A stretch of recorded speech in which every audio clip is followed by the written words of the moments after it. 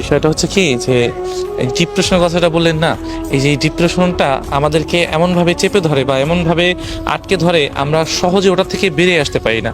দেখেন, স্বাভাবিক জীবনে আসাটা কিন্তু এত সস্তা না। বর্তমান যে রিলেশনগুলা, এই রিলেশনগুলো কিন্তু এখানে 4-5 মাস টিকিয়ে রাখা কিন্তু বড়ই কঠিন হয়ে দাঁড়াচ্ছে।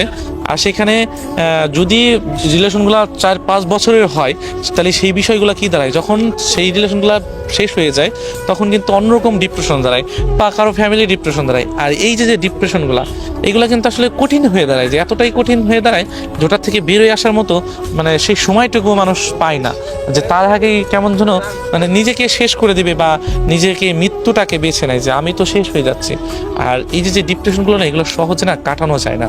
আপনি হয়তো বলতেছি আমরা যখন ভালো থাকি বা যখন এই যে কথা বলছি এখন বলতেছি যে ডিপ্রেশনে ইজিলি হয়তো বেরোনো যায়, কিন্তু আসলে কি জানেন যে যে মানুষটা ডিপ্রেশনে থাকে সেই মানুষটা জানে যে আসলে ডিপ্রেশনে থাকার যন্ত্রণা বা এই ডিপ্রেশনটা আমাকে কি করছে।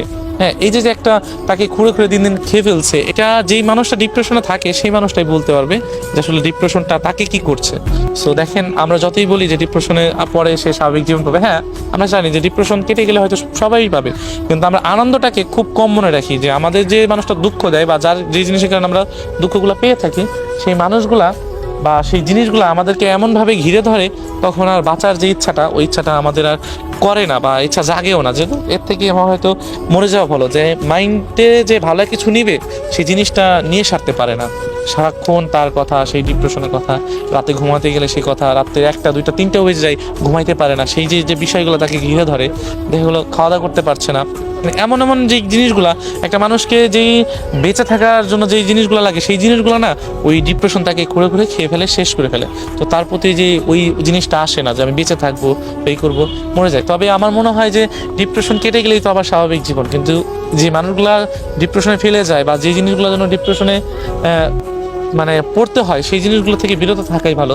তবে আমরা পারি না, কারণ দৈনন্দিনের সাথে আমাদের চলতে হইলে আমাদের ওই জিনিসগুলোর সাথে জড়াতে হয়। ভালোবাসা বলেন, পারিবারিক কথা বলেন বা পরিবারের কথা বলেন, যেটাই বলেন না কেন, সব কিছুর সাথে জড়াইতে হয়। সো এই যে জিনিসগুলা, আর সম্পর্কে দেখা যায় কি এরকম হয়, সম্পর্কের দিক দিয়ে যদি বলতে যাই তাহলে দেখা যায় কি সম্পর্ক টিকিয়ে রাখতে গেলে ডিপ্রেশন আসবেই। সেটা হয়তো আপনি আমাকেও ছুঁতে পারে বা আপনাকেও ছুঁতে পারে, প্রত্যেকটা মানুষের কাছেই ডিপ্রেশন কম বেশি আসবে। তো বিষয়টা হচ্ছে এটাই যে ডিপ্রেশন সহজে কাউকে ছেড়ে যায় না, আর যখন ছেড়ে যায় তখন সে ভালো একটা জীবন পায়, কিন্তু সহজে কাউকে ছাড়তে চায় না। আর যখন তার মাঝে ডিপ্রেশনটা থাকে, সেই মানুষটা দিন দিন জীবন্ত লাশ হয়ে যায়। সো এই যে ডিপ্রেশন, এটা কেউ সহজে কাটায় উঠতে পারবে না। আর আমার মনে হয় যে আমার আপনার মতো মানুষ কখনো এটা সম্ভব না। সো এভাবেই দিন যাচ্ছে, এভাবেই দিন চলে যাবে। এর ভিতর থেকেই কারো জীবনটাকে বেছে নিতে হবে।